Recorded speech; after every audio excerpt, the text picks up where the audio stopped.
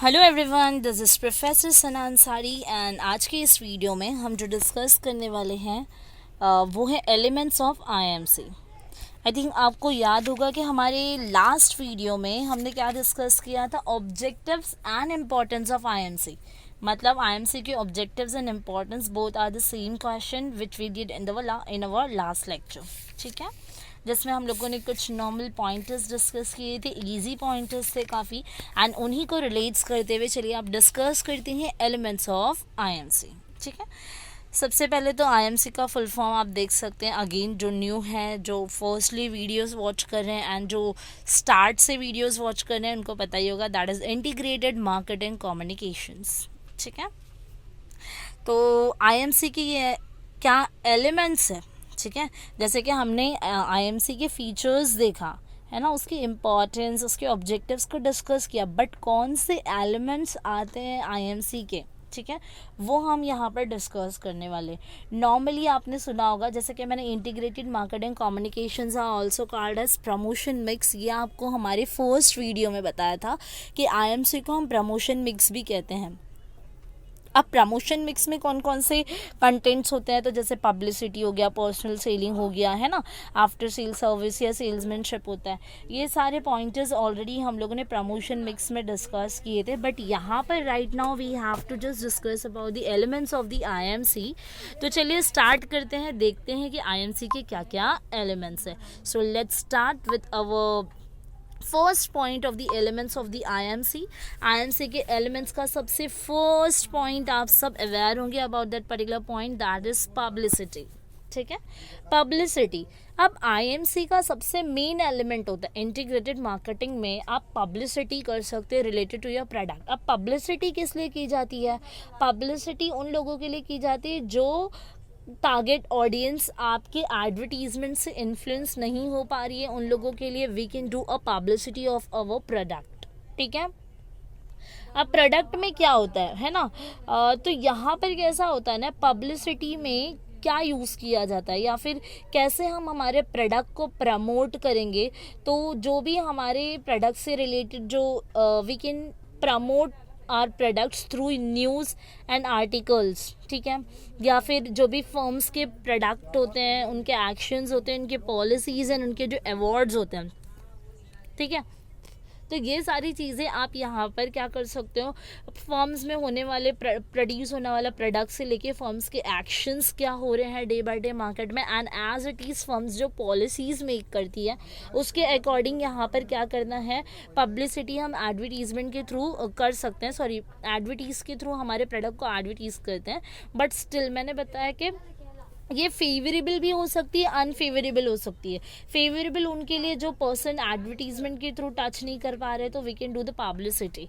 अब पब्लिसिटी क्या होता है, जगह जगह पे जाकर आपने देखा होगा कि लोग क्या करते हैं, अपने प्रोडक्ट को पब्लिश करते हैं इन द मार्केट। आपने देखा होगा मार्केट्स में कोई ना कोई जैसे कि एक सेल्समैनशिप होता है जो प्रोडक्ट को पब्लिश करता है, प्रोडक्ट के बारे में बताता है ना। पब्लिसिटी का मतलब ये होता है कि आप कम्युनिकेट करते हो with your target audience about your product in a public. ठीक है, अब यहाँ पर हम देखेंगे कि आईएमसी में तो publicity has several advantages over advertising and other elements of IMC.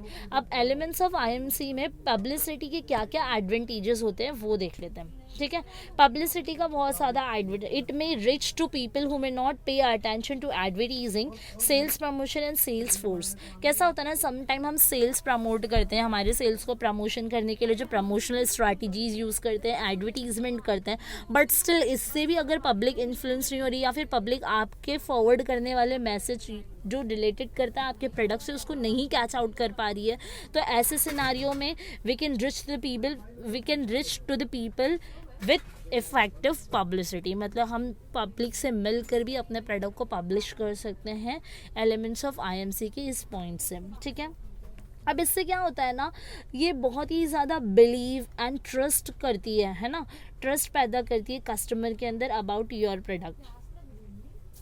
ठीक है, अब यहाँ पे और नॉर्मली क्या होता है, पब्लिश किया जाता है जब प्रोडक्ट को, तो कैसा यहाँ पर पब्लिसिटी में कोई ज़्यादा कॉस्ट नहीं है, यानी कि it is normally free of cost, है ना। कोई कॉस्ट नहीं होता है, बस यहाँ पे मीडिया वगैरह को जो हमें पे करना पड़ता है एडवर्टीजमेंट करने के लिए ना, तो वो यहाँ पर आपका क्या हो जाता है, सेव हो जाता है, ठीक है। और it can provide more information than advertising. Publicity में मैं क्या कर रही हूँ, मैं 4 लोगों के बीच में बैठ के मेरे प्रोडक्ट को प्रमोट कर रही हूँ, पब्लिश कर रही हूँ, मेरे प्रोडक्ट से रिलेटेड फीचर्स बता रही हूँ, एडवांटेजेस डिसएडवांटेजेस बता रही हूँ, उसके हाउ टू यूज़, ये सारी चीज़ें बता रही हूँ। बट ये जो है मेरे लिए फ्री ऑफ कॉस्ट भी हो जाएगा, और यहाँ पे I can provide more information to the people. जैसे कि आप समझो LIC का पॉलिसी लेते हो, अगर टीवी में ऐड तो ऐसे नॉर्मली बहुत कम आता है, बट उस ऐड को लेकर आप उतने इन्फ्लुएंस नहीं होंगे जितना कि अगर LIC का कोई एक सेल्स एग्जीक्यूटिव आपके घर पे विजिट करें एंड LIC जो लाइफ इंश्योरेंस पॉलिसीज होती है उससे रिलेटेड आपको पूरा डिटेल्स बताएगा, तो I think you may be influence by the sales executive of the LIC, है ना। तो ये लाइफ इंश्योरेंस कंपनीज होती है, वो एग्जीक्यूटिव्स को बेचते हैं, तो यहाँ पे एक पब्लिसिटी भी हो रही है, हम पब्लिश कर रहे हैं हमारे प्रोडक्ट या हमारे सर्विस को, ठीक है। तो यहाँ पे publicity is the first elements of IMC, ठीक है। एडवर्टीजमेंट से ज़्यादा इफेक्टिव होता है पब्लिसिटी। फर्स्ट ऑफ ऑल तो ये फ्री ऑफ कॉस्ट होता है, और यहाँ पे मीडिया का कॉस्ट भी सेव हो जाता है एक मार्केटर का, एंड एज वेल एज हम टारगेट ऑडियंस को मोर इन्फॉर्मेशन प्रोवाइड कर सकते हैं एडवर्टीजमेंट से ज़्यादा पब्लिसिटी के थ्रू, है ना, और डिटेल्ड इन्फॉर्मेशन भी दे सकते हैं। सो फर्स्ट हमने डिस्कस किया publicity, then we have advertising. आपने एडवर्टाइजिंग सुना होगा, आप ऐड वगैरह देखते हैं, है ना। आज हम छोटे से छोटे प्रोडक्ट का भी add television, social media, internet service के द्वारा देख पाते हैं, है ना। सबसे पहले तो ये एक पेड फॉर्म है, publicity is a non paid form, but the advertising is a paid form and it's a non-personal presentation, है ना। यहाँ पे कैसा होता है, पब्लिसिटी में हम लोग पर्सनली भी प्रेजेंट कर सकते हैं, we can present our product personally to the target audience, but advertising is non personal presentation, it's a paid form. You should be remember this topic अगर आपको ऑब्जेक्टिव्स आ रहे हैं तो, ठीक है।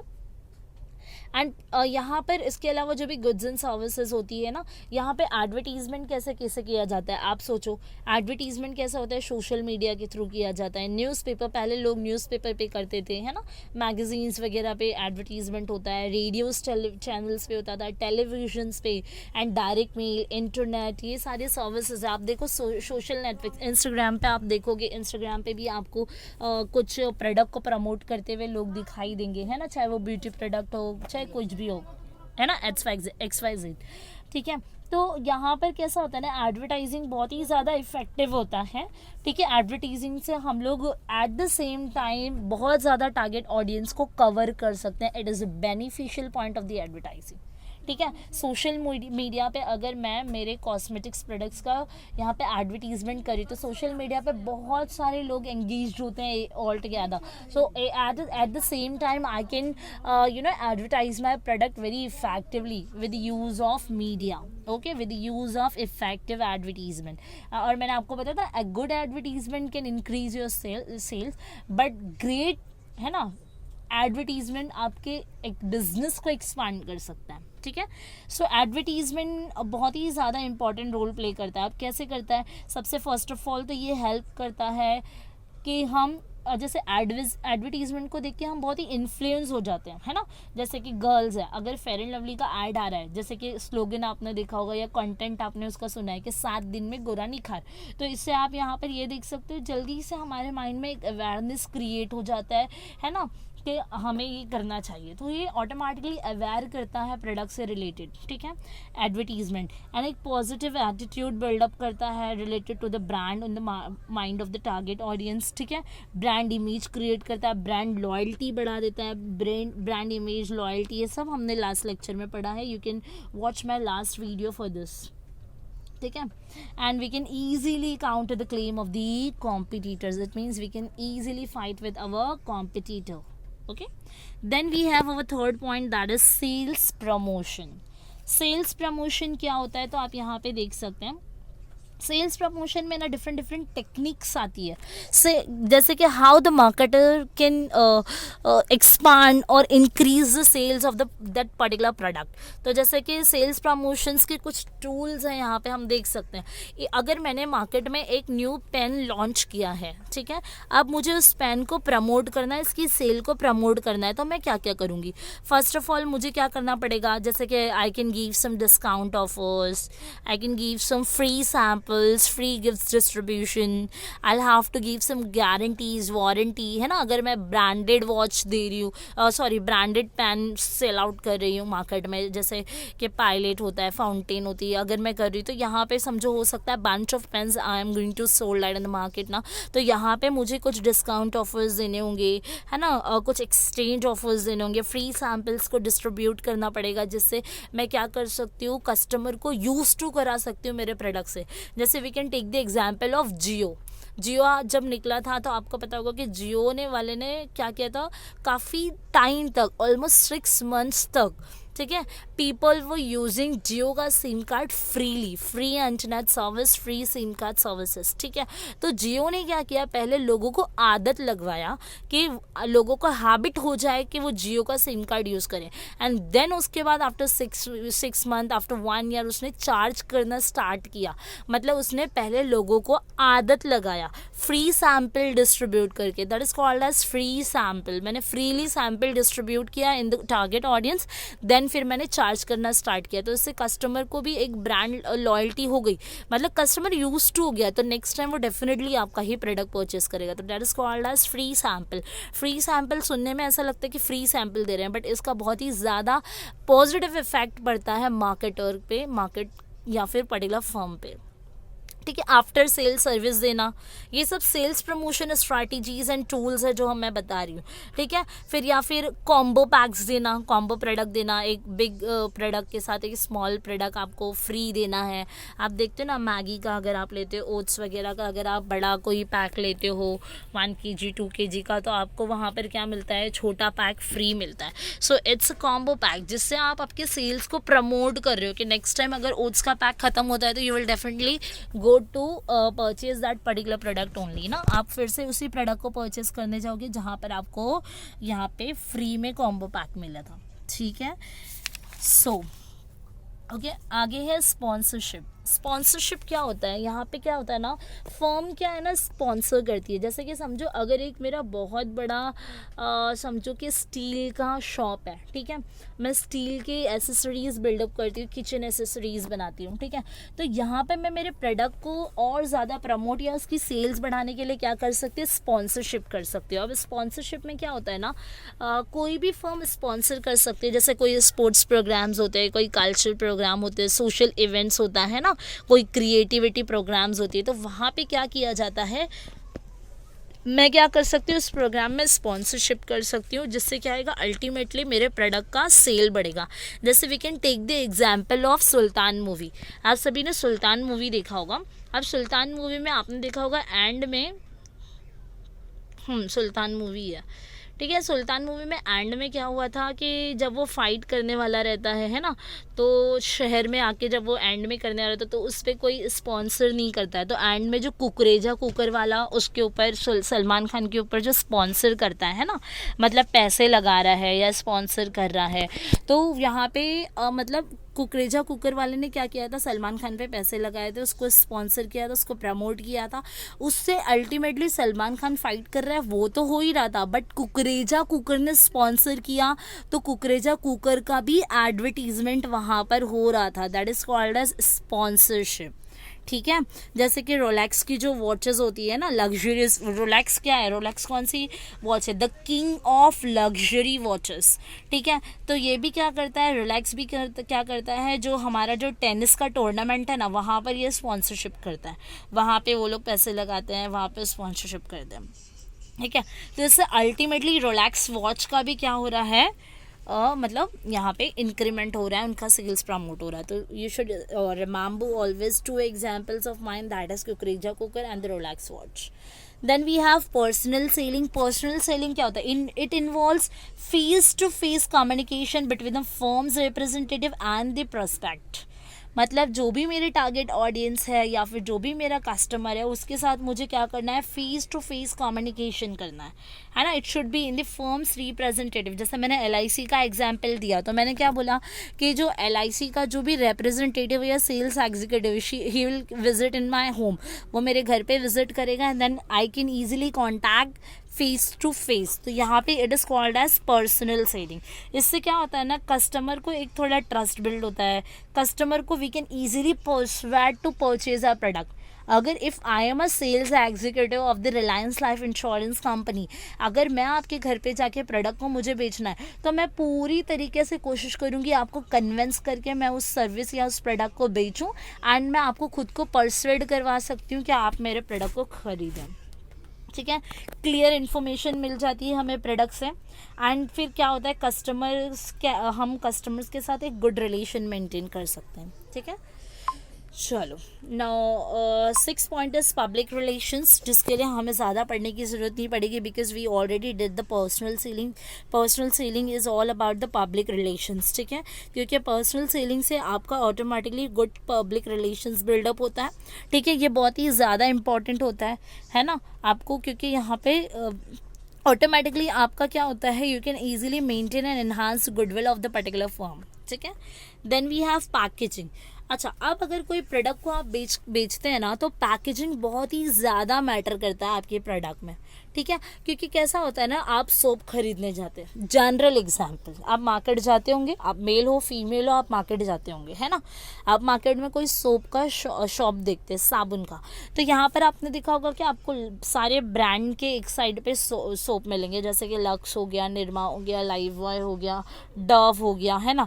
बट एक साइड में आपको साधारण सोप मिलेंगे, जैसे कि normal plain white colour, plain pink colour, plain green colour, ये सारे सोप भी मिलते हैं. लेकिन अगर वो भले से क्यों ना सस्ते में मिलते हो, जैसे कि just per unit 10 rupees, and उसी की जगह पे आप उतना ही बड़ा सोप खरीदने चाहेंगे तो हो सकता है कि डव एंड लक्स में मुझे 25-30 रुपीज़ में मिले, बट स्टिल यहाँ पे 10 रुपीज़ में वो प्रोडक्ट अवेलेबल है. सोप ही चाहिए ना, अवेलेबल तो है 10 में, बट आप नहीं लोगे.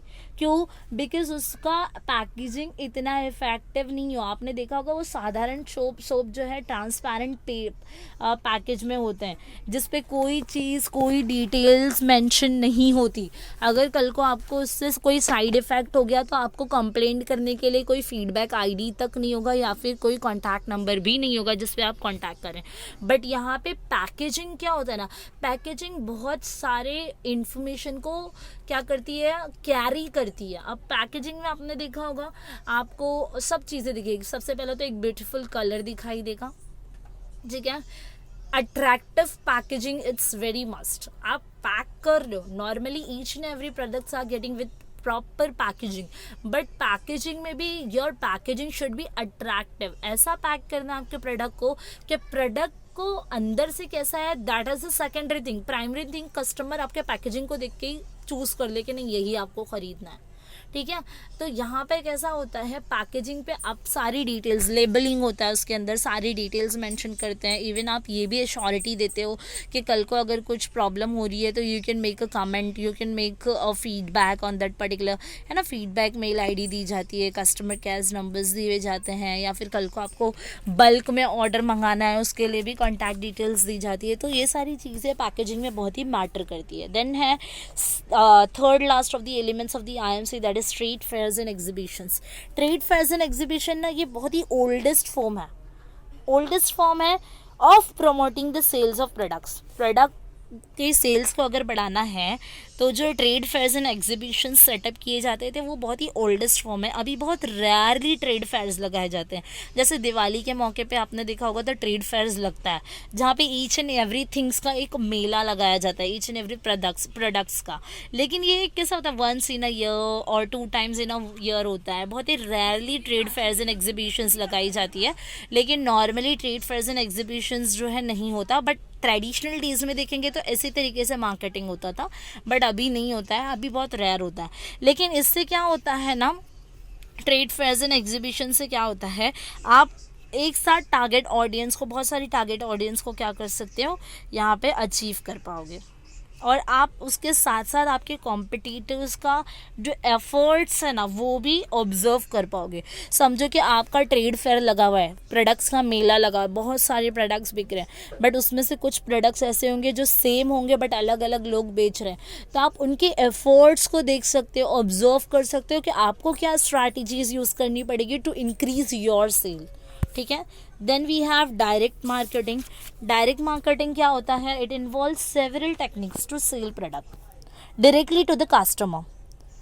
यहाँ पे ये सारी टेक्निक्स एंड टूल्स को यूज़ किया जाता है जिससे हम हमारे प्रोडक्ट को डायरेक्टली कस्टमर को सेल कर सके। जैसे येलो पेजेस का आपने देखा होगा, काफ़ी सारे शॉपकीपर्स उसको किसी भी कमोडिटी को होल्ड करके या उसमें कीप करके देते हैं। येलो पेजेस, डायरेक्ट मेल करना है ना, सेल्स लेटर्स देना। सेल्स लेटर्स जो है बहुत ही ज़्यादा, अगर आप बल्क में इंपोर्ट एक्सपोर्ट्स के टाइम पे भी ये लेटर्स यूज़ किए जाते हैं। ब्रोशर्स देना, कैटलॉग्स देना, है ना। आप देखो आज ऑनलाइन चल रहा है, बट ऑनलाइन में भी अगर समझो कि बहुत ज़्यादा ड्रेस मटेरियल्स आपने देखा होगा तो कपड़ों का, क्लोथिंग का जो ट्रेड है बहुत चल गया है।